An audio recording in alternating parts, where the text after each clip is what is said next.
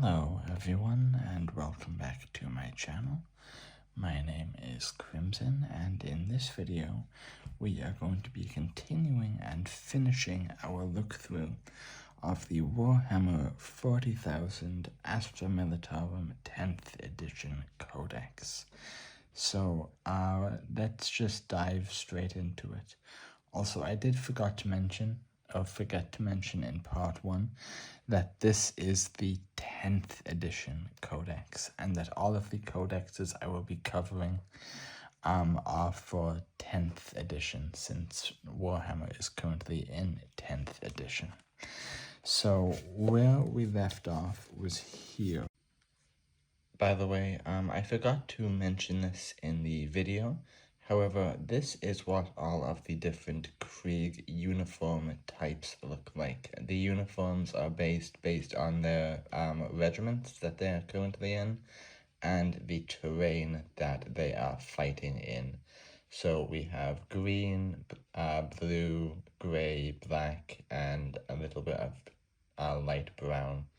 The top there is your standard infantry Krieg, while as the bottom there is your grenadiers. Again, the grenadiers are the kind of special forces of the Krieg, whereas the top row is just your average corpsman. So, yeah, I should have included this video in the video itself, so I apologize if this is a little jarring for me to just insert it into the video. But yeah, that's it. So let's get back to it. So let's start on the Wargear and the weapons of the Astra Militarum. But before we start with the reading, I just want to say that this is an incredible piece of art here of a Leman Russ. I believe this is a Vanquisher based on the end of the cannon. The Vanquisher is the anti-tank variant of the Leman Russ. The Leman Russ has a bunch of different variants for all kinds of uses, but this is the dedicated anti-tank one, and one of my personal favorites. I have about 4 of them, which is embarrassing, but anyway, let's get into the reading. So I'm going to zoom in a little bit just so you guys can see the text a little bit clearer. However, I am actually reading it from a picture I took on my iPad, just so you guys can actually see the text without me having to pull the book forward to read. So, weapons of the Astra Militarum. The weapons and equipment of the Astra Militarum regiments, while varied in vintage and pattern, remain broadly similar in overall form and function across humanity's worlds. The specifications to which these weapons are made are ancient indeed, legacies of a distant past that have been in production for thousands of years due to their functionality, reliability, and effectiveness. So yeah, this is just another bit of lore about the Imperium as a whole, about how technology has essentially stagnated, that, you know, these guys have been using the same weapons for 10,000 years. Now, these are still very good weapons, but there hasn't been any improvements other than, you know, slight modifications and different types of lasguns, for example. Anyway, let's continue. Humanity's superstitious mistrust of technological innovation has long precluded the development of new weapons. Even the slightest alteration in the manufacturing process of a gunner blade can invite the Adeptus Mechanicus. Thus, the Astra Militarum are reliant on a suite of weapons that have served humanity for millennia.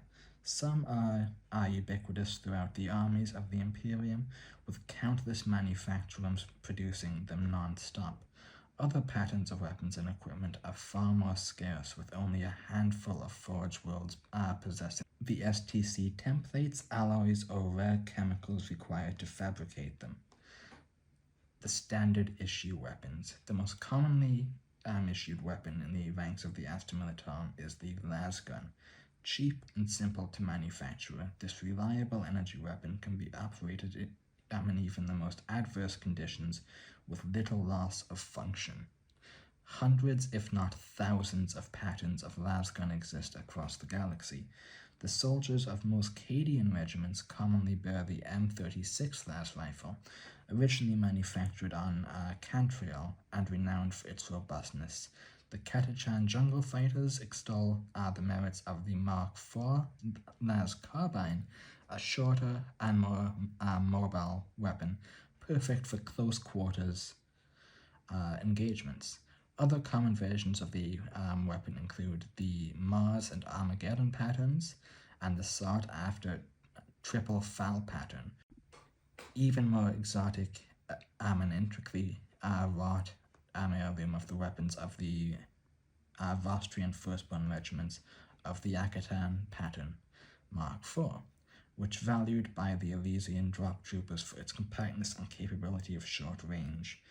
The lasguns utilized by the Astra Militarums are also varied in origin as the regiments who wield them. So basically every different type of regiment or planetary faction of the Imperial Guard have a slightly different version of the lasgun. It's still the same thing, but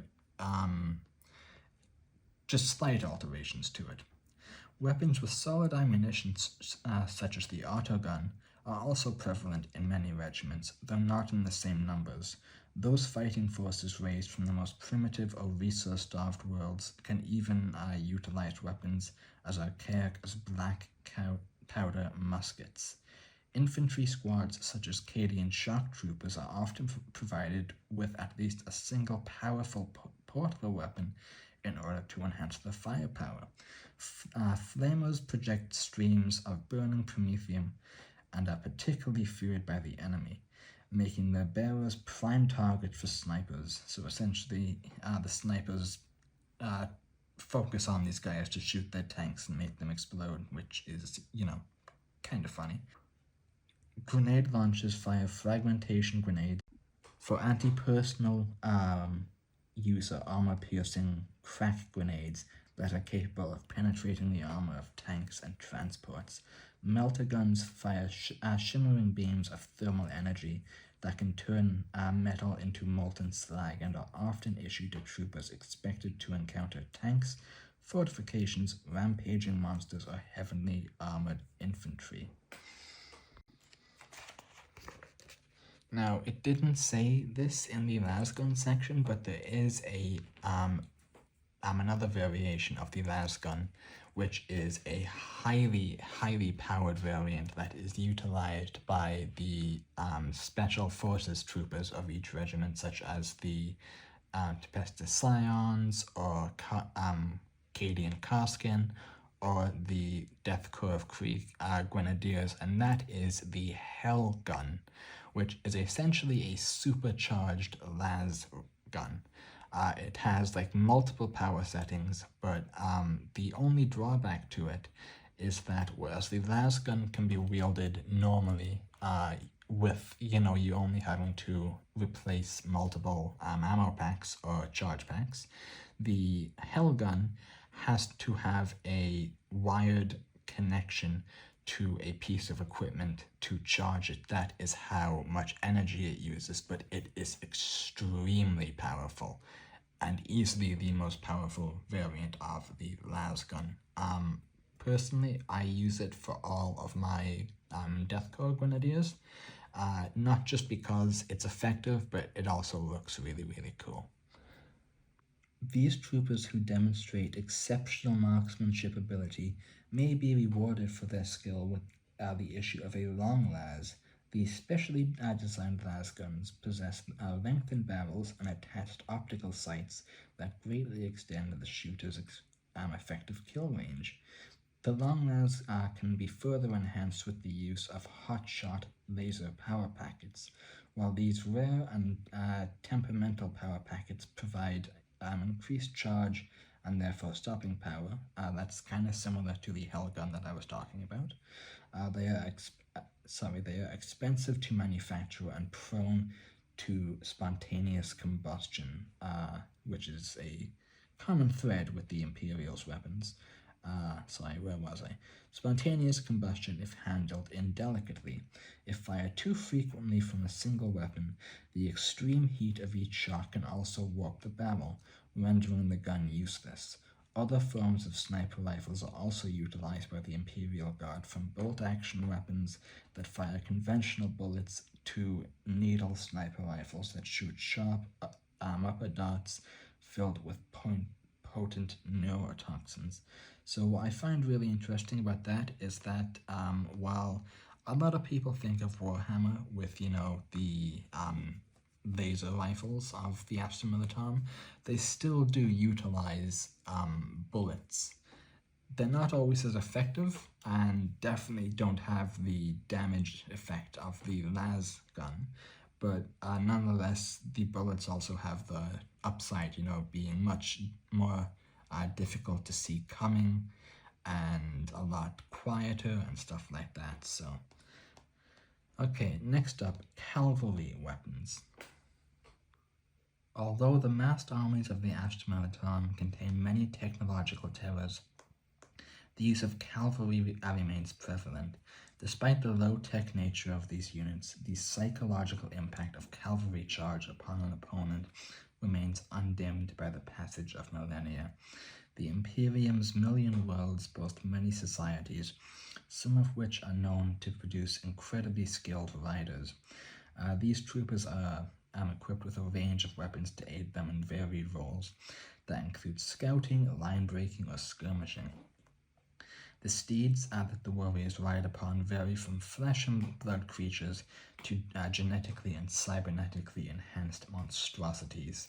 The Krieg utilized the quote-unquote genetically and, I'm not sure if cybernetically, but definitely genetically enhanced monstrosities. The horses are bred to be able to sustain extended exposure to chemicals and stuff, and they also are wary breathers, just like the riders. The Death Riders of Krieg and the Attilan Rough Riders, two of the Imperial military's most famed cavalry units, are outfitted with combinations of lances and sabers. When utilized by charging cavalry, frag-tipped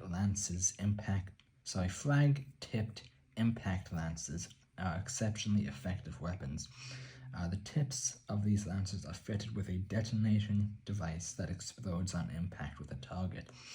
The tip of the lance is angled in such a way that the resulting explosion showers the target with shrapnel while leaving the rider unharmed. Some lances can also be fitted with a melter lance head that, when triggered, are capable of burning through the reinforced armor of a tank. Attilan Rough Riders carry several spare lance heads, enabling them to conduct multiple charges against different targets before they withdraw to rearm. Most riders, regardless of their world of origin, usually carry a cavalry sword as well. These blades commonly take the form of specially designed power sabers.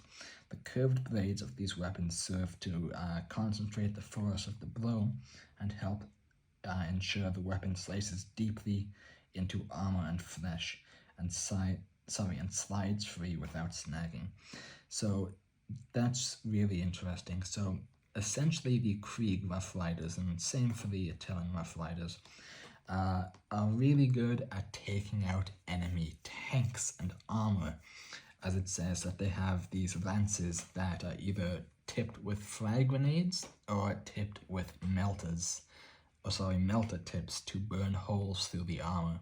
So what might happen is, you might have one rider hit a tank with a melter tip to burn a hole into the armor, and then you'll have the rider behind him jam his frag-tipped lance into that hole and explode the tank.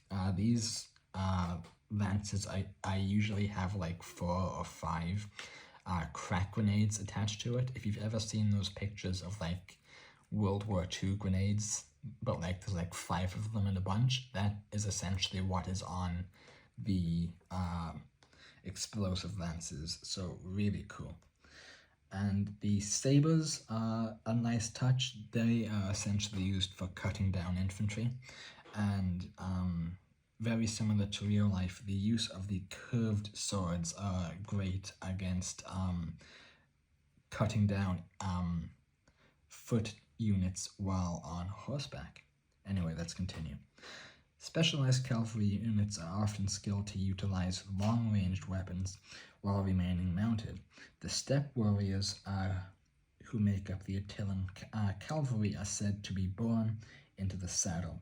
When fighting against densely packed infantry, they use their steeds to move into advantageous firing positions before opening up with long-barreled las weapons. So the Attilan cavalry, we kind of touched on them earlier, but in the same way that the Krieg are based on World War I kind of French or German soldiers, and the Cadians are more of a depiction of the modern military that we have today. The Attilans are very reminiscent of the Mongol Empire, so their design, the horses and all that suit that picture, which is a really interesting design to essentially have, ancient Mongols in the 41st millennium. Next topic, heavy weapons and artillery. When defending a position, the massed infantry of the Imperial Guard are lent greater killing power by the scorching energy beams, thudding barrages of explosive rounds, and flesh-melting flame blasts of heavy weapons teams. The weapons operated by the heavy weapons squads include anti-armor guns such as the las cannons, short-range indirect fire platforms such as mortars, and devastating anti-infantry weapons such as heavy bolters, autocannons, or flame projectors. Each squad typically brings 3 weapons to battle, and each weapon is typically crewed by 2 soldiers. One trooper operates the weapon, while the other acts as a loader and ammunition carrier. The heavy weapon squads employed by the Death Corps of Krieg forgo the second crew member, reducing their mobility. They are, however, accompanied to battle by a dedicated fire coordinator who direct the fire of the gunners under their command with absolute precision. There are occasions when even crew-mounted when even crew-mounted heavy weapons do not provide enough killing power to shatter the enemy line. In these situations, more powerful artillery may be called into action. Amongst the most commonplace of these are the field ordnance batteries. These artillery teams normally consist of 2 guns, each of which requires 3 men in order to move, load, aim, and fire the weapon. Malleus rocket launchers fire a rain of explosives that arc high over enemy positions, their projectiles emitting a terrifying whistle as they plummet down to detonate and saturate large areas of the battlefield with glowing shrapnel. Bombast field guns lob heavy shells packed with explosives over battlefield obstacles and into heretic gun positions or teeming swarms of Xenos. Heavy las cannons are used as direct fire anti-armor weapons. Their volleys are punching smoke holes in enemy tanks and felling lumbering monsters. All of these weapons have a deleterious effect on the enemy morale that is almost as impactful as the destructions of the shells, bolts, and beams inflicted. So, really good bit of information just about the heavy weapons. In particular, the field ordnance batteries are some of my favorite. I have a bunch of them in my army, and I use both the standard cannon and the rocket launchers, just depending on my opponent. Really good weapon. Unfortunately, they are now considered legends, but still, I like to use them. And since I don't play in official Games Workshop stores, most people don't have a problem with me using that kind of stuff.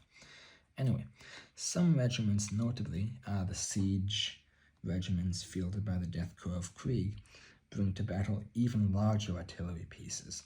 These colossal engines of mass destruction can only be hauled into position with the use of tracked vehicles, heavy servitor units, or massive dray beasts.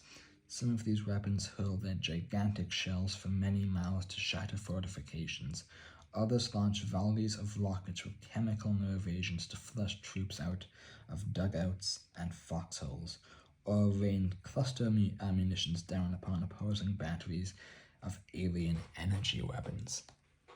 So, next topic, specialist arms. Some units, the elite veteran infantry of the soldiery tasked with sabotage, assassination, or clandestine operations, are issued with the more powerful more potent weapons. Elite troops such as the Tempestus Scions of the Militarum Tempestus, the Cadian Corsikans, and the Death Corps of Krieg's Grenadiers are often equipped with the hot shot lasgun, known by many soldiers as the Hellgun. Oh, this is actually what I was talking about earlier. That's cool. I didn't know if it was actually mentioned or not. These las weapons pack enough punch to burn through even the warped ceramite armor of a Chaos Space Marine, or the thick chitinous plate of a Tyranid warrior. They do, however, require specialized power packs that are extremely unreliable and drain swiftly. Some elite infantry circumvent this issue by using a backpack battery.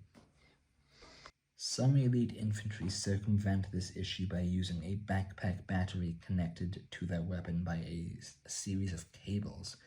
This, of course, comes with the cost of reduced mobility, but a risk worth taking when extra firepower is paramount. Abhuman Ogrins often serve as bodyguards for officers or as disposable shock troopers. These hulking soldiers whose bulky physique or limited intellect preclude the use of more intricate technology, are equipped with a variety of simplistic yet deadly weapons. Ripper guns are automatic shotguns crafted specifically for the Ogren and designed with durability and close-range lethality in mind. Often fitted with jagged saw blades and wielded as close combat weapons, Ripper guns also possess inbuilt burst limiters to stop their enthusiastic Ogren bearers from gleefully expending their ammunition in mere seconds. The most belligerent and obstinate of the Ogrins are pressed into service as Bulgrins, specialist units equipped with thick, bulletproof slab shields and grenadier gauntlets. When wielded in combination, both make excellent tools for clearing trench lines. The slab shields form a wall behind which allied infantry may advance while the grenadier gauntlets launch fragmentation grenades into the midst of the enemy, exploding within the close quarter confines of the dugouts and trenches. These grenades pepper the enemies with lethal shards of shrapnel. So I just want to quickly explain what this weapon is, because, to put it simply, it is bloody awesome.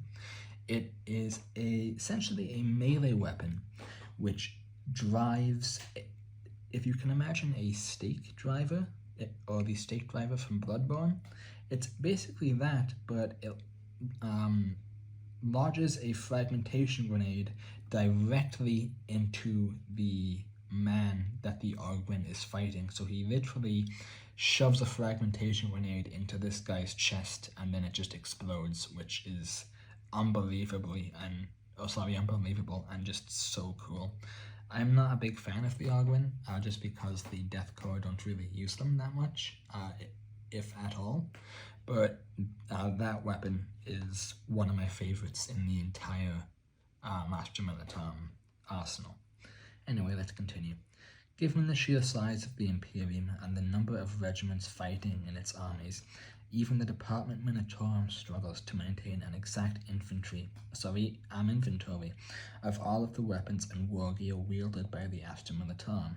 It is likely that in the most distant reaches of the Imperium, even more ancient and esoteric weapons are fielded by the armies of humanity, each with its own benefits, drawbacks, and idiosyncrasies.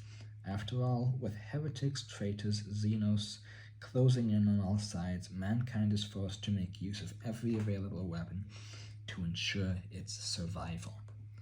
Really, really cool.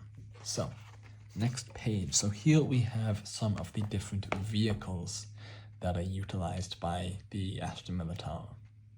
So we will start off with one of my favorites, and that is the Manticore. The Manticore has a volatile machine spirit and requires careful coaxing in order to operate effectively. Despite all other quirks, these vehicles are highly valued by the Astra Militarum for their ability to unseat enemies from heavily fortified defensive positions. The Manticore's weapon systems contain complex targeting augers, gyroscopes, stabilizers, and predictive logic engines. This suite of equipment is utilized to calculate firing patterns for its bank of 4 Storm Eagle rockets. These are packed with cluster munitions that, when warhead detonates, are spread over a wide area to land within trenches and foxholes to shred the infantry within. Even each bomblet packs more than enough explosive to punch.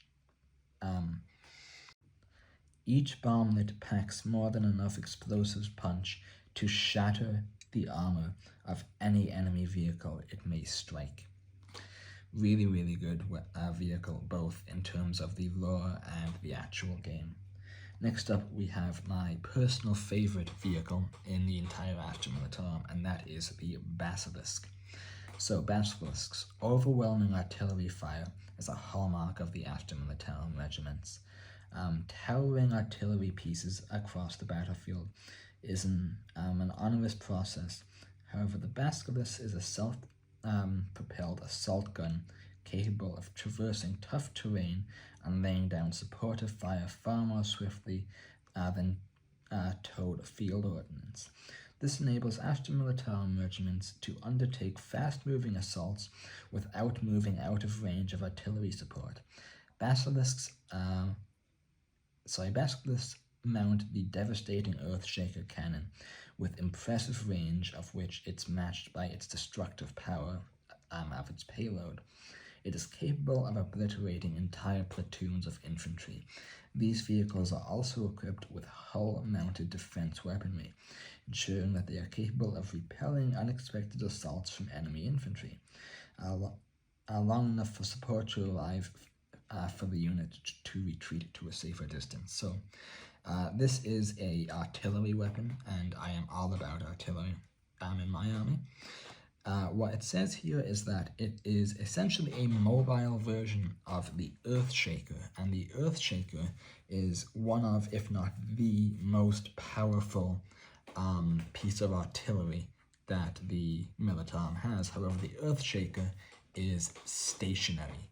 It has to have massive bits pounded into the ground with stakes in order for the recoil not to send the thing flying. So this is that, but on wheels, or I guess in this case treads. Really cool, and another reason I love them so much. Next up is the Sentinels. Sentinels are capable of moving swiftly across open ground, yet also possess the maneuverability and agility to traverse dense urban battlefields or dense equatorial jungles, rendering them incredibly versatile assets. This versatility allows them to perform multiple different roles in the myriad armies of the Astra Militarum.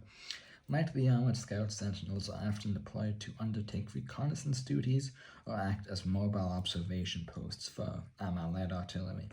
Armored sentinels possess closed canopies and additional armor are designed to fulfill roles focused on frontline combat, such as supporting infantry advances with their array of heavy weapons. This said, even armored sentinels cannot stand toe-to-toe with enemy tanks, and therefore sentinel formations tend to utilize hit and fade tactics when combating such heavily armored foes. So yeah, the sentinels are really cool. They are essentially these bipedal scout and armored variants. They serve as both scout and active combat roles, with the armored being the active combat. Personally, I'm not the biggest fan of them. They're not bad, I don't dislike them, but they're just not my favorite. I do have a couple of them, but I mainly use them just for the benefits that they provide for the for the infantry. Anyway, let's move on to this next page. So our next vehicle on the second page is the Valkyrie. Rugged and versatile, the Valkyrie primarily serves as a transport or ground attack aircraft, though it's also capable of intercepting enemy flyers. As airborne assets, Valkyries are operated by the Aeronautic Imperialis. I hope I said that right. A division of the Imperial Navy. However, these aircraft are often deployed for extended periods with the Astra, with the Imperial ground forces. Most notably, the Militarum Tempestus, whose Tempestus scions have made a bloody and effective art form of the Valkyrie combat drop, leaping from hovering Valkyrie gunships to descend on grav chutes and strike deep behind enemy lines. Having dropped off their cargo, Valkyrie gunships are capable of providing heavy fire support for the infantry below, hunting targets of opportunity and keeping the allies abreast of enemy troop movements. So the Valkyrie is a unit that I feel kind of conflicted about. I absolutely love its design and its concept in the lore and the world of 40k. However, personally, I am not a fan of it in the tabletop or for my army. Not because I dislike the Valkyrie specifically, but just because I don't really utilize air units at all in any of my armies. No real reason. I know at the making of this video, aircraft are fairly bad in the current meta, but it's not for any meta reasons. It's just I personally am not a fan of them. I'd rather have more ground tanks, and I'd rather have an extra basilisk than a Valkyrie. Next up is the backbone of the Astra Militarum armored division and the most versatile and well-known unit, and that is the Leman Russ battle tank. So, venerable yet reliable, the Leman Russ has served as the primary battle tank of the Astra Militarum for millennia, possessed of notoriously resilient armor and a belligerent machine spirit. I really like how it keeps saying belligerent machine spirit. The Leman Russ can weather a storm of enemy fire and emerge operational. The Leman Russ's turret is particularly versatile for a range of weapon systems to be fitted, including devastating anti-infantry weapons such as the Punisher Gatling cannon, or armor-piercing anti-tank guns such as the Vanquisher battle cannon. Leman Russ tanks are ordinarily deployed in small squadrons with various patterns often fielded together to ensure complementary weapon loadouts and provide the unit with the tools the tools they require to take on a wide range of targets. The sight of a Leman Russ tank rolling into the battle is often enough to lift the spirits of a beleaguered force of Astra Militarum infantry. So yeah, this is the most robust and the most versatile tank in the Militarum. There are, I believe, 5 or 6 different variants of it, and all of them have a specific use. Some of them are anti-tank, some are anti-infantry, some are anti-elite infantry. My personal favorite is the Demolisher, which is essentially anti-everything, but the only drawback is that it has a extremely short barrel and has very short range, so you have to get quite close with it. But yeah, really cool, and I have so many of them. You guys will see in when I make my Krieg army video. Trust me, I do mean I have a load of them. And our last unit is the Hellhound. Based on the same chassis as the ubiquitous Chimera armored transport, the Hellhound trades troop capacity for a series of Prometheum storage tanks, shield pump systems, and thermal containment units, which feed turret-mounted Melta Inferno or chem weapons in battle. The Hellhound rolls into the thick of the fighting and uses the Inferno cannons to unleash torrents of flaming Prometheum into the trenches and bunkers.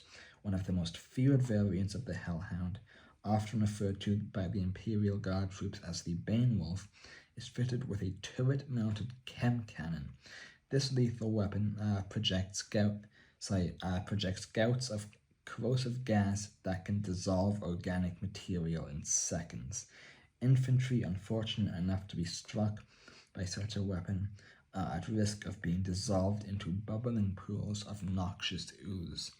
So, like it said, it is a slight alteration on the Chimera. The Chimera is basically like the main troop transport, which does have some weapons, but it's mainly just light weapons for anti-infantry.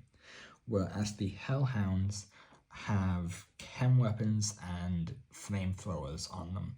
So they are incredibly good at taking out groups of infantry, while still also being able to transport a respectable amount of units. So it's a really good unit to have. You don't always have to have loads of them, even just one or two is good, but they are very, very good to use. Anyway, that is it for this section. So let us move on to the showcase. Some of the different unit types and how they are painted, their official names, some of their official roles, and stuff like that. So I'm not going to be spending too much time on this section.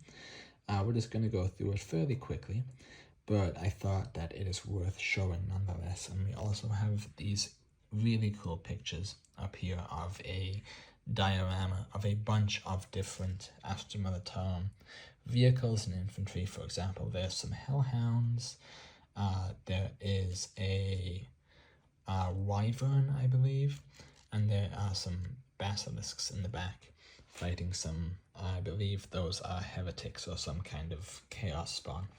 But yeah, let's just go ahead and dive right into it. Okay, so these are mainly just pictures of units with the names on them, so I won't be spending too much time on this, like I said. We're just going to go through this quickly. So starting on the far upper left, we have Ursula Creed. Now, she is not the best in battle, however, she does provide insane buffs to your party. I actually do have her, and I converted her into a Krieg unit. You guys will see that when I make my army video. Next up at the top, we have some veteran guardsmen of the Cadian regiment, and you can see that they have the Cadian armor on. They have like black armor with this tan undercoat. I really like their color scheme. Actually, the black and the tan looks really cool. And one of them appears to have a plasma pistol and a chainsword. On the bottom, we just have a standard commissar. That's what a non-Krieg commissar looks like. No mask or anything.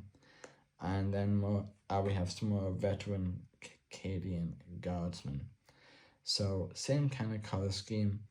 The guy in the middle isn't really that remarkable. However, the guy in the far right is like a banner bearer, and the banners give your troops morale when they're in a certain range of it.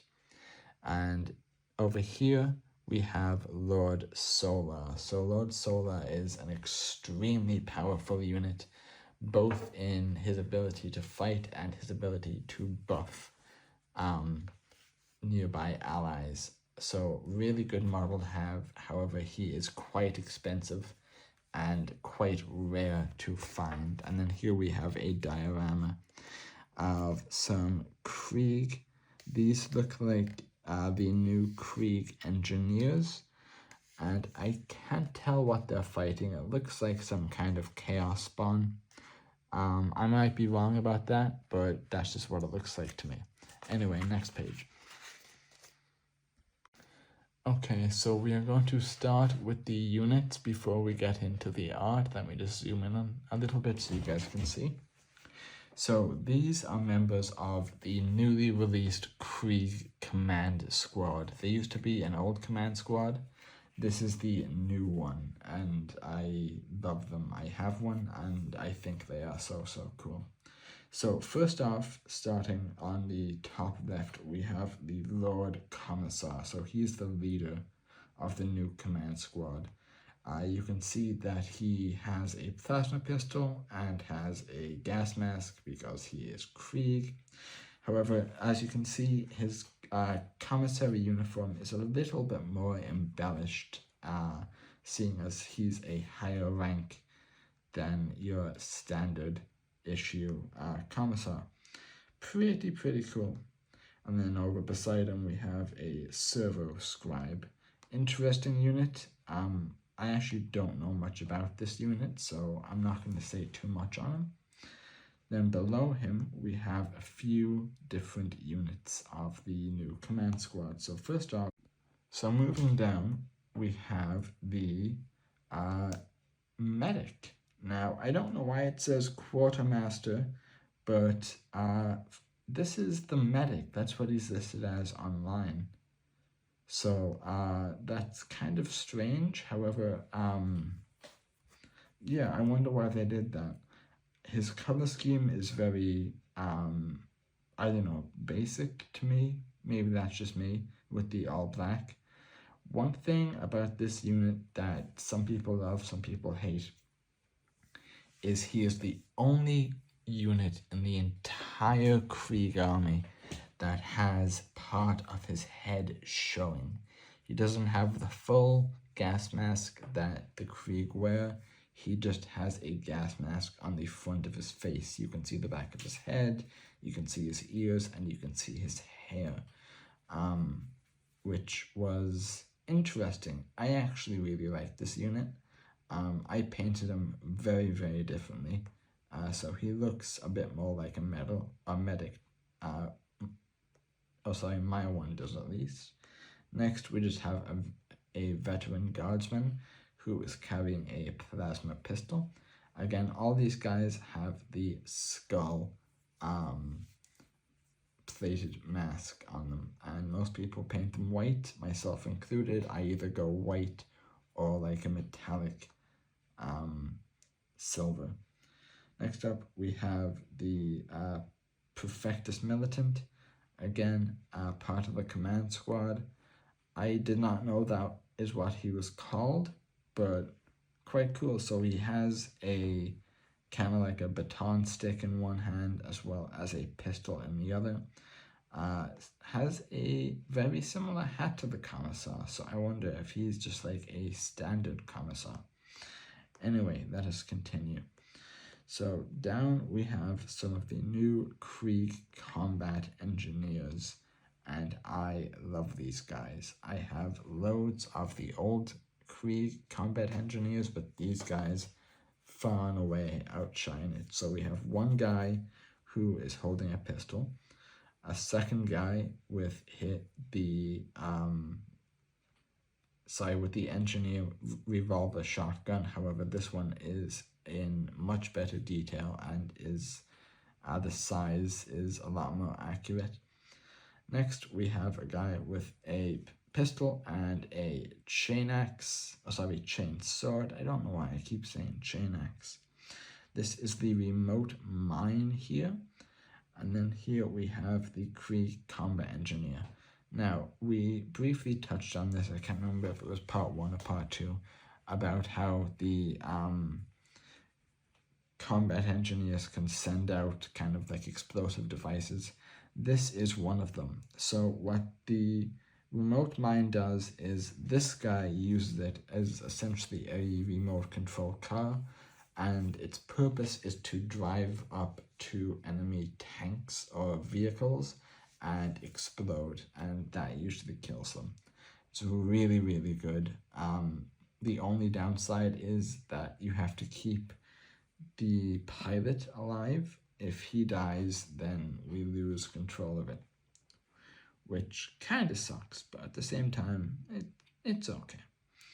And then here we have the new, or some of the new units. So this is the Krieg Heavy Weapons team.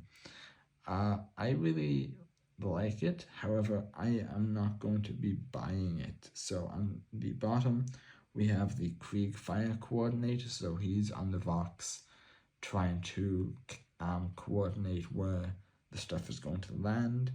Then we have the Krieg Heavy Weapons Gunner, so this is him here. The reason I'm not going to be buying is because he has a heavy stubber, which I already have multiple of. It's literally just a heavy stubber, except with 2 metal shields on the side and only 1 guy on the base instead of 2. So I don't want to buy a new unit that I already own, since I'm assuming they do the same thing. And then this guy here is on another version of the gun, except he has the heavy flamer.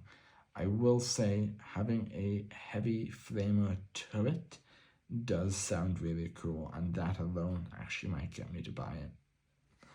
Anyway, for the artwork that we have here, let's see. So we just have some of the combat engineers kind of fighting off. They're also they're being encircled by some enemies, and yeah, I genuinely really like the new combat engineer. Out of all of the new Krieg models that came out at the start of this year, they are my favorite by far.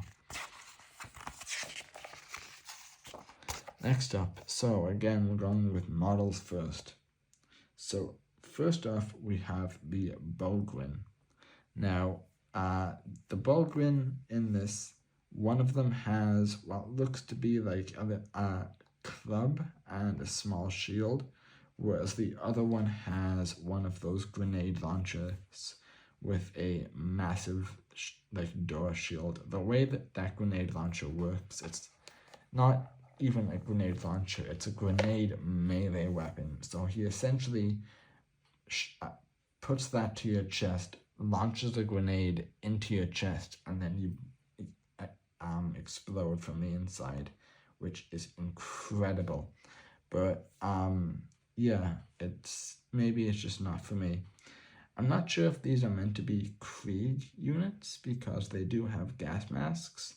However, they also do have exposed arms and stuff, so I'm going to go ahead and say that they are not Krieg. Then on the bottom, we have some Tempestus Scions. So here we have 3 of them. We have one with a sniper, one with a plasma rifle, and then one with a chain sword. So I have some Tempestus Scions that I converted into Krieg. By the way, if you hear me talk about converting into Krieg, that just means taking their head off and then putting a Krieg head on, which is actually very simple, and sometimes you have to repaint the whole model, but that's no problem to me. Painting is half the fun, in my opinion. We have some more art here. So this is a hellhound down here. I actually can't make out what's going on in this picture. It's too dark. And then over here we have the Taurox. This looks like a standard Taurox versus a Taurox Prime. The Taurox is a transport vehicle. It also does have some offensive capabilities, but it's mainly to do with transport. Now, it can't transfer as many as the Chimera can, and it doesn't have as much firepower as the Chimera can. So you might be asking, why would someone buy this? Well, you're able to dismount. So you're able to get in, drive to your location, and get out all in the same turn. Whereas with the Chimera, you have to drive to your location, wait for your opponent's turn, then deploy. So this is better for rapid deployment where you need to get someone on the ground in a faraway location very, very fast. Next, we have a diorama showcasing some Imperial tanks. Looks really cool. Again, I can't make out who they're fighting. It looks maybe like Eldar or something, but maybe it's just because it's so late I can't make out anything. So here is another great piece. So we have some demons attacking some Krieg, and the Krieg are holding them off. Looks really, really good. I love these dioramas. I actually really want to, if I ever decide to stop playing Warhammer, I want to put my Krieg army into like a glass cabinet and make like a war display. Okay, so we are at the final area, Datasheets. So this covers all of the currently available units to play in the Astra Militarum in Warhammer 10th edition. We also have this great picture here of the Imperial Guard having suffered severe casualties, but 2 men managed to survive, one pointing his gun up in the air. Actually, I think that might be a woman. She's pointing her gun up in the air, I apologize, with her sword, and this guy is planting the flag. I'm assuming that she is the sergeant or the watchmaster or something. But yeah, let's get right into the data sheets. Now, in terms of actually playing Warhammer, this is the most important information in the codexes, is finding out what how your units can actually perform. So just to speed things up, I'm not going to be going through each of their abilities. I am going to be going through their stats, as well as the little text box next to them. So, if you are new to Warhammer, you may be wondering, what are all of those symbols next to the characters, and what do they mean? Well, they are, for want of a better term, essentially their stats, and their stats range from a lot of things, so I will try and explain it as quickly and simply as possible. So the first stat is M, and M stands for movement. This one's pretty straightforward. It just dictates how far this model can move per turn. Really cool. Actually, it's not really cool. It's really just straightforward. So, you use a little tape measure and make sure that you move the right way. You don't actually have to move the full length. So, for example, Lord Solar can move 12 inches. But if you only want to move him, say, 8 inches, that's totally fine too. The next stat is T, which stands for toughness. The toughness is essentially almost like strength, but it isn't to do with like physical strength. It's to do with their wounds and how likely they are to take wounds and how they respond to said wounds. Next up is SV. That is armor save. Why they didn't go AS, I do not know, but it is the armor save. So this essentially just means that this is the armor save for the unit. Okay, so here we are at the spec sheet. Now, for actually playing Warhammer, this is the most important part of the book, as it tells you all of your character's abilities, their stats, their buffs, and so on and so forth. However, I will not be going through each and every single unit's abilities and weaknesses and all that stuff. I will just be saying their specs, I will just be saying their specs as well as reading the little text blurb next to them. Now, I'm also not going to be saying which of these characters I do or do not own, as I do want the Death Curve Krieg Army video I'm slowly but surely making to still have a little bit of surprise. So we start off with Lord Solar, who is an extremely powerful character, both in terms of his ability to buff enemies and his combat prowess. So he has an M of 12 inches, a T of 4, a SV of 3+, a W of 8, an LB of 6+, and an OC of 2. Now, if you are not familiar with what any of that means, I would just recommend going and looking it up, because I'm too tired to explain the whole thing right now. So, the text next to him says, it says, Arcadian Leontris wields entire armies of the Astra Militarum against apocalyptic invasions and sector-wide insurgencies. A war scholar and a master tactician, the Lord Solar bestrides the battlefield on his cybernetic stallion. Oh my god! Can you guys tell I'm half asleep right now? By the way, his horse's name is Constantin, leveling his blade at the face of the foes as he believes his orders. Really cool guy, really cool unit, and yeah. Only downside about him is 1, he is quite expensive, 2, he is quite rare to find in stores, and 3, he can be rather difficult to paint, but that just depends on your paint skill. I personally didn't have that much issue with him, but I'm just used to painting. So next up we have Ursula Creed, who we encountered earlier.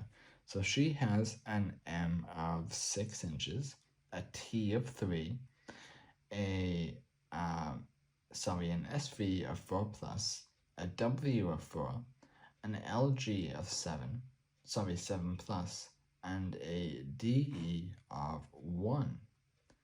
So, Ursula Creed, the Lord Castellan of Castia is a forbidding and implacable strategist, and a symbol of the enduring indomitability of Cadia's armies. Ursula Creed's supreme generalship forges over long years has seen her lead numerous imperial armies to victory against the enemies that threaten the Imperium. So she is a very, very powerful woman.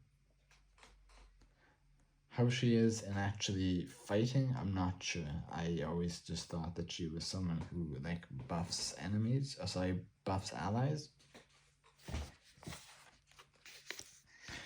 Next up, we have the Cadian Castellan. So he has a M of 6 inches, a T of 3, an SV of 5+, a W of 4, an LD of 7+, and a DC of 1.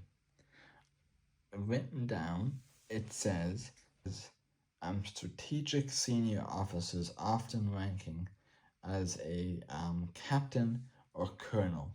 Cadian Castellans are authoritative leading the Fallen World's forces, bearing a panoply of armies and insignia that mark their high office. They wield weapons as skillfully as they do command the soldiers beneath them. So really, really cool. And I actually have something interesting about a Castellan, but I'm not saying what that is just yet. But this is the Cadian Castellan. So next up we have Cadian Command Squad. So we have an M of 6 inches, a T of 3, an SV of 5+, a W of 3, an LD of 7+, and a DC of 1. So really interesting. He looks very, very rough. Cadian officers are experienced leaders, trained to be the best. They expect no less from the troops.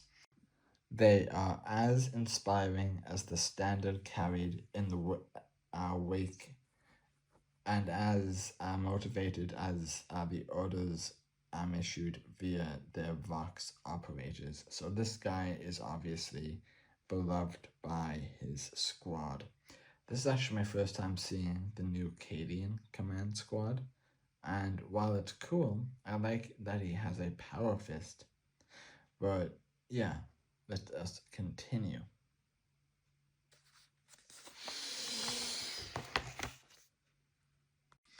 So next up we have the Krieg Command Squad. I'm assuming that this is the new Command Squad. So we have two different sets of specs. So we'll start off with the Lord Commissar. So the Commissar has 6M, 3T, 5+ SV, 3W, 6+ LD, and 1 OC. And for the veteran guardsmen, who I'm assuming are just the rest of the people in his entourage, they have a 6M, a 3T, a 5+ SV, a 1W, a 7+ LD, and a 1 OC. So it says, the Death Corps of Krieg Officer Corps are brave, bordering on reckless. Their casualty rates are such that it is not uncommon for a representative of the office perfectus, most commonly a high-ranking commissar, to step into the place and take command, ably assisted by a retinue of veteran and junior officers. So quite cool. So next up we have Lord Marshal Dreer, and I think he might be my favorite model out of the new Krieg units. I know I said that about the combat engineers, but just as far as a single unit go, Dreer is by far my favorite. So he has an M of 10, he has a T of 4, an SV of 4+, a W of 6, an LG of 7, and an OC of 2. So it says beside him, as it is traditional in the armies of Krieg, Lord Marshal Vernon Dreer leads from the front. Despite his lofty rank, often to the horror of his superiors. That's so funny that they're all horrified that this guy's leading from the front despite being a Lord Marshal. That he and his loyal Krieg steed horse emerged from so many battles alive and victorious, speaks to his skill as both a commander and a cavalry soldier. So he's another one of those units that can provide buffs in the form of morale to his troops, as well as being a dangerous unit in combat. So our next unit is the Catachan Command Squad. And just before we get into him, I probably should have said this earlier when I was talking about the Castellan. The Castellan can only apply buffs to Cadian units. However,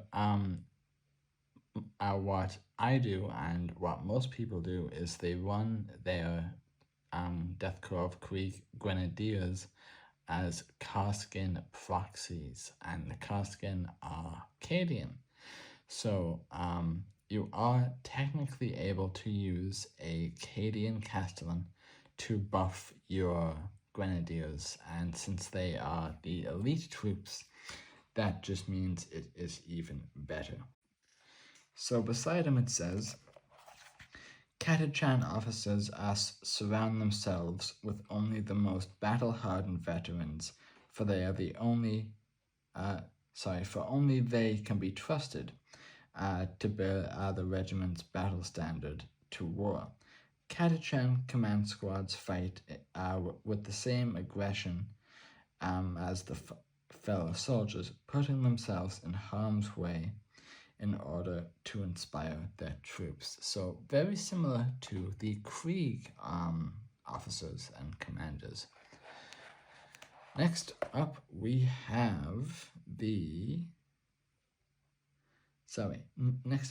Sly Marlborough.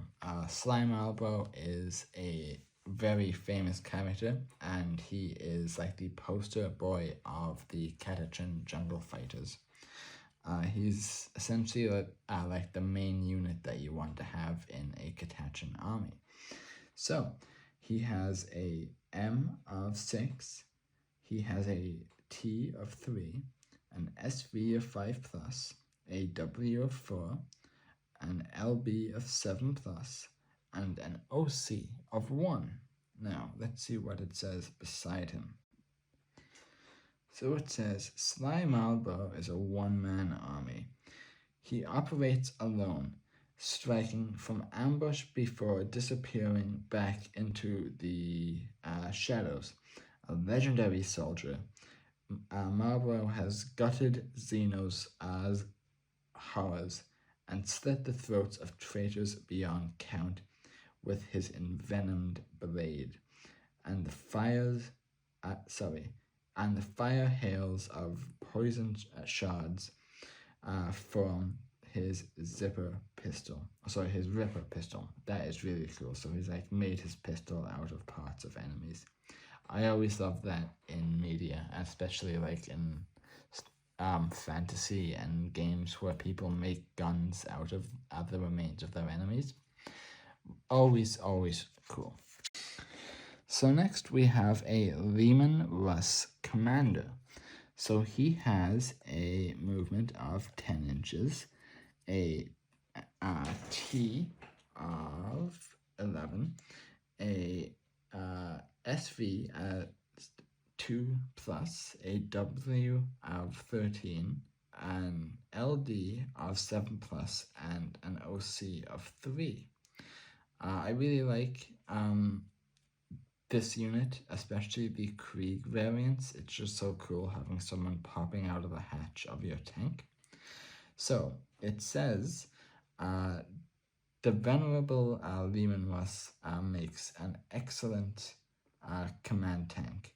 Many officers choose these reliable vehicles, broadcasting orders to other war engines, and when necessary, emerging from their cupola to bellow orders and provide a visible symbol of imperial power. Yeah, really cool. The tank commanders kind of like boost the morale and stuff of other tank drivers near them. Really cool.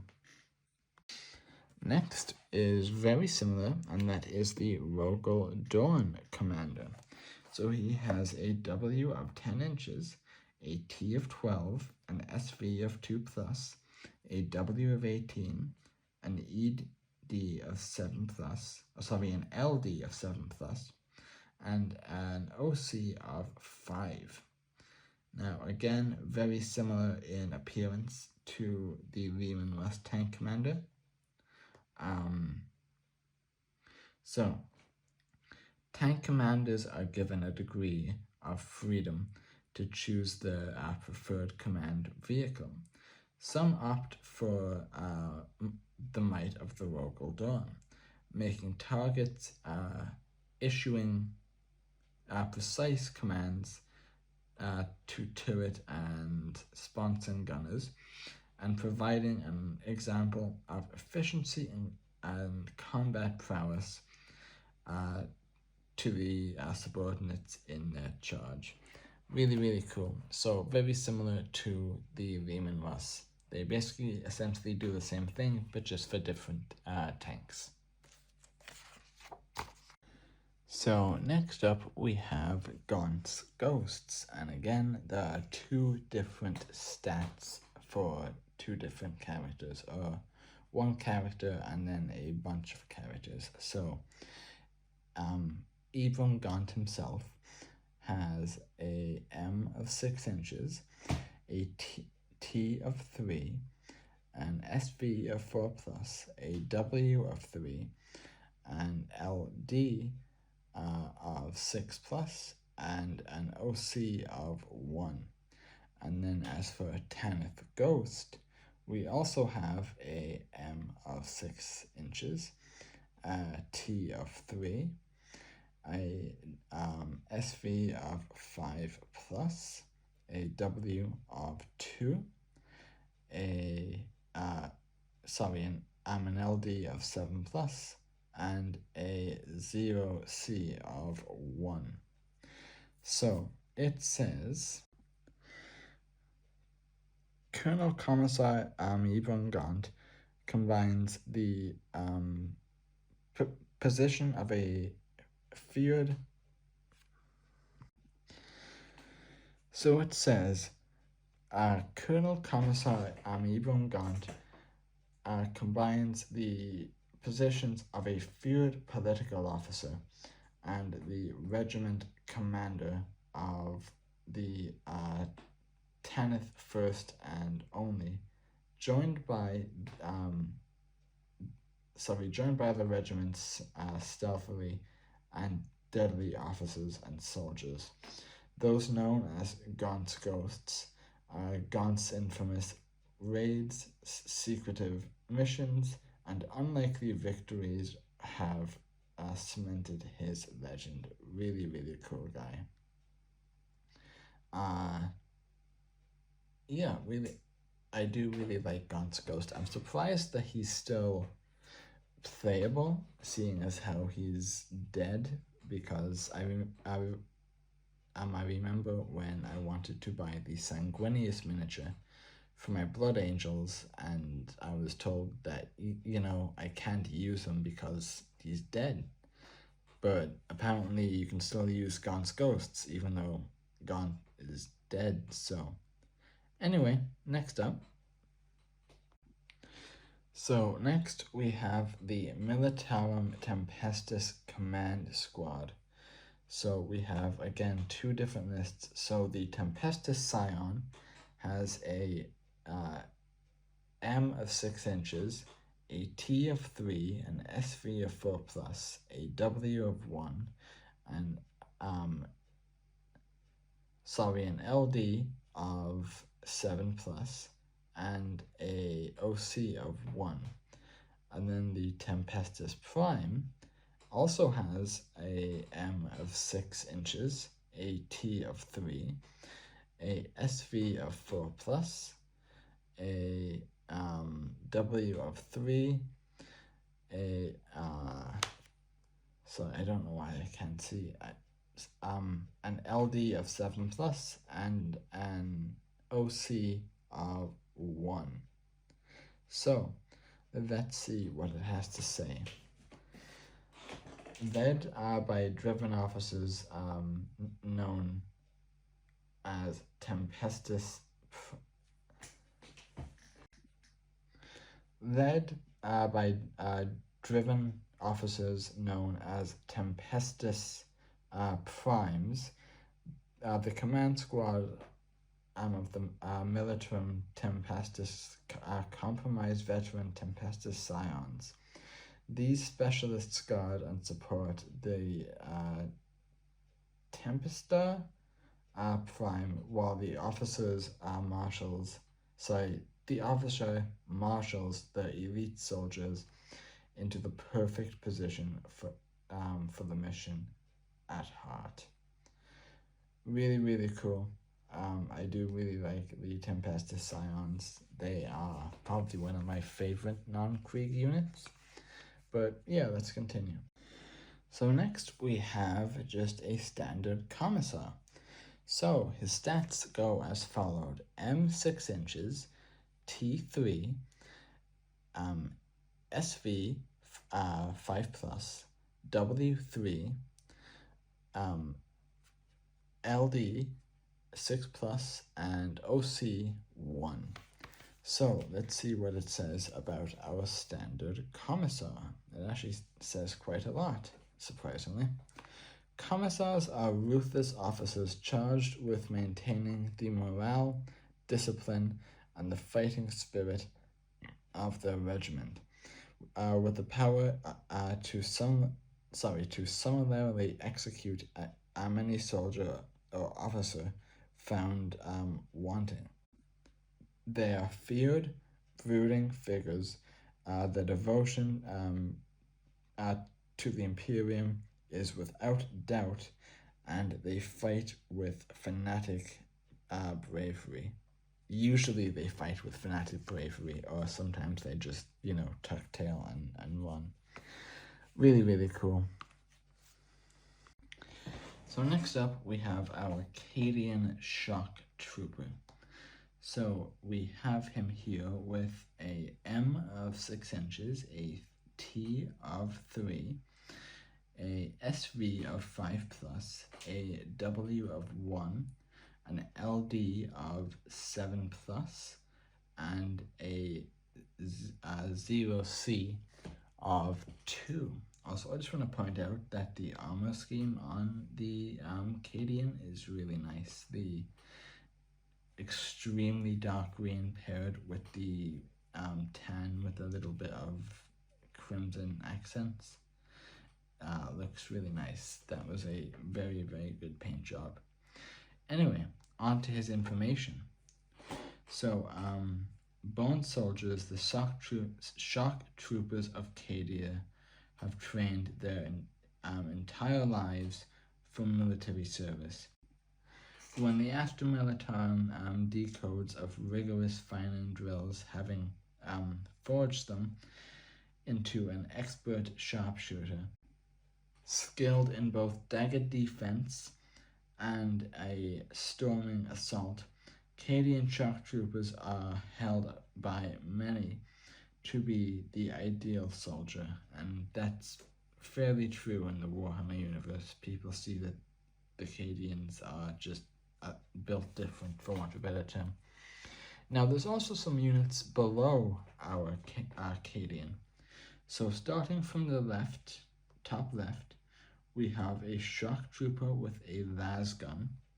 I don't know what happened to that man's face. It looks like he's wearing a tinfoil hat or something.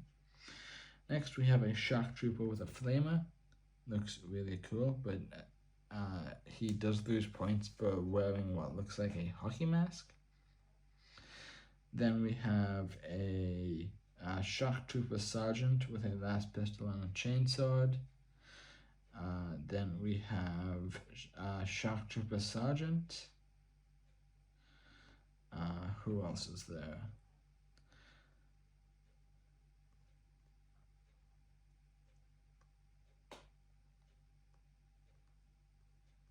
Yeah, I think that's it. The others don't have any text bubbles next to them, but they are all still Cadians. Anyway, let us move on. So next up we have the Death Corps of Krieg, and this one we are going to be going full on into the specs.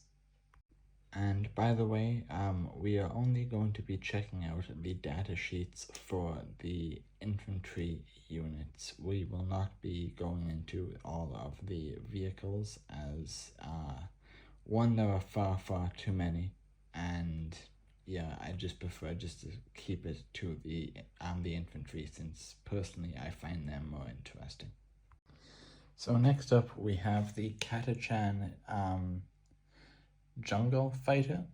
So we have a M of 6 inches, a T of 3, an SV of 5+, a W of 1, an LD of 7+, and an OC of 2. As for the text, it says, "These heavily muscled soldiers are drawn from the warrior people who survive on the most infamous of death worlds, skilled in deadly close combat, fighting with the fiercest of beasts amidst hazardous terrain. Jungle fighters are also skilled in infiltrating and tracking, adept at luring their prey to their fiendish traps." That low-key actually sounds pretty terrifying. Next up is one I've actually been looking forward to seeing, and that is the car skin. So the car skin has a M of 6 inches, a T of 3, an SV of 4+, a W of 1, an LB of 7+, and an OC of 1. And like I said, car skin are the elite special forces of the Cadian military. So it says, amongst the lauded regiments of Cadia, the Kaskin are the elite of the elite. These special operations bear high-powered, hot-shot lasguns and wear thick, compact armor.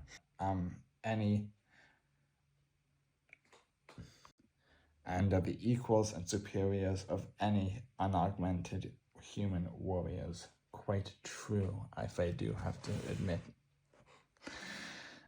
Then next we have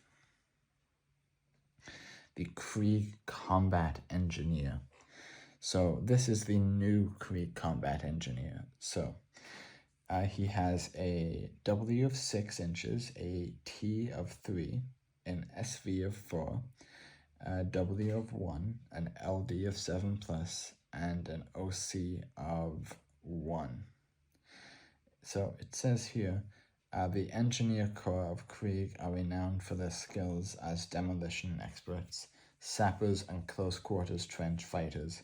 It is their task to accompany the first waves of the Death Corps assault charge, clearing razor wire and defusing mines before bringing their shotguns and trench clubs to bear upon the enemy. Now, this unit can wield a multitude of weapons. So he can wield an auto pistol, a bolt pistol, a combat shotgun, a flamer, a hand flamer, and a plasma pistol and an overcharged plasma pistol. And for melee, we have a chainsword, close quarter weapon, power weapon, and trench club. Really, really nice.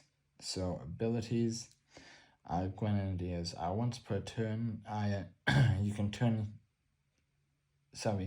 can target this unit with the grenade stratagem for OCP. Wargear abilities, remote mine. Once per battle, at the start of your shooting phase, you can select one enemy unit within 12 inches of the bearer and roll 1d6 on a 3+.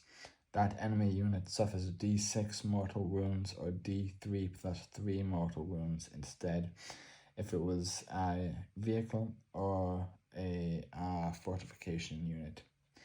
And the other one is Designer's Note.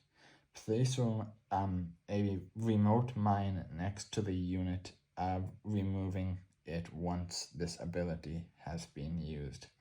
Really cool. I'm glad to see that this unit actually does have some really nice abilities.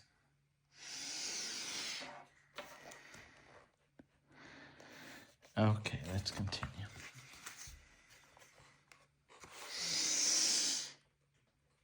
Okay, Tempestus Scions. So,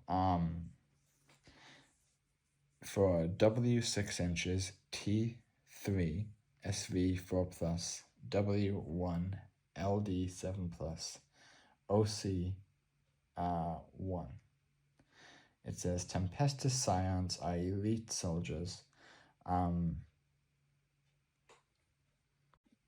Are elite soldiers well trained in numerous combat styles, equipped with the highest standard and protective by reinforcement carapace, primed for a wide variety of specialist missions. The common armament is an armor-piercing hut fitted with an advanced sights. Now this unit can use a lot of weapons. Bolt pistol, flamer, grenade launcher, hot shot, las gun, hot shot pistol, hot shot volley gun, melter, plasma gun, and plasma pistol. Melee is chainsword and power fist, power weapon, and all that. Abilities. Stormtrooper. Each time a model in this unit makes an attack, re-roll a wound. If the target of the attack is an enemy unit within range of an objective marker,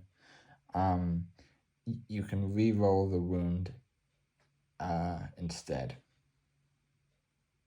And he also has the Vox caster ability. Now, I was trying not to say this just because I was saving it for the surprise when I did my army video, but I actually have a bunch of Tempestus Scions who I converted into Krieg, so that's why I'm interested in them. So down here we have some more examples. So on our left we have a Tempesta Aquilon with a hot shot. These are all Aquilons, sorry. This, I don't know why it says Scion, but it gives me Aquilon. What about over here?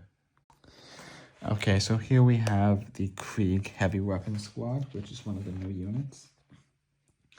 So they have M 4 inches, T3, SV4+, W2, LG 7+, and 1 OC for the heavy weapons gunner. For the fire coordinator, we have 6 inches M, T3, SV5+, W1, LD 7+, and OC1. Now, what does it say about him? Death Corps heavy weapons squads are deploying to support infantry assaults, farming overlapping fields of fire to pin down the enemy and enable waves of infantry to advance. Fire coordinator directs the gunner under the command to ensure they keep up the pursuing rate. He also has the ability Final Duty. While this unit contains a fire coordinate, each time a heavy weapon gunner model is destroyed, roll 1d6 on 3+, do not remove it from your play. The destroyed model can shoot after the attacking model's unit has finished its attack and is then removed from play. Interesting, that actually seems like a pretty cool ability. And then below that we have a couple pictures of some of the units. So we have the fire coordinator here. So this is the guy kind of calling in the Vox stuff. We have the heavy gunner with the twin stubber. Again, like I said, I already have a twin stubber, that's why I didn't buy this. Heavy weapons team with the heavy las cannon. Again, have a heavy las cannon. I have 3 of them, don't need it. This one is heavy weapons gunner with a Krieg heavy flamer. That one does look interesting. I might get that one. But yeah, really cool nonetheless. Okay, next up, Krieg artillery team. So we have 3 inches M, T7 SV3+, W10, LD7+, and OC3. Special abilities, if your shooting phase after this model has shot, if one or more of these attacks made an indirect fire weapon score a hit against an enemy unit, that unit must take a battle shock test. If an infiltrator unit is hit by one of the attacks made by the multiple rocket launchers, they must subtract 1 from their battle shock test when doing so. That's a really good ability. So the little bit of text says, the Astra Militarum makes use of all manner of artillery pieces to annihilate the foe from extreme range. The various ammunitions hurled by these towed weapons are capable of eliminating entire squads of infantry, cracking open reinforced bunkers and laying waste to the armored convoys. That goes so hard. Okay, next up we have the Field Ordnance Battery. So, M 3 inches, T5, SV 4+, W6, LG 7+, OC 2. Special ability, rearm, reload, fire. While this unit is being affected by an order, provided it remembered stationary this turn, all heavy weapon equipped by this model in this unit have the sustained hits 1 ability. As for the bit of text, it says, amongst the larger portable weapons fielded by the Astra Militarum are those crewed by ordnance teams.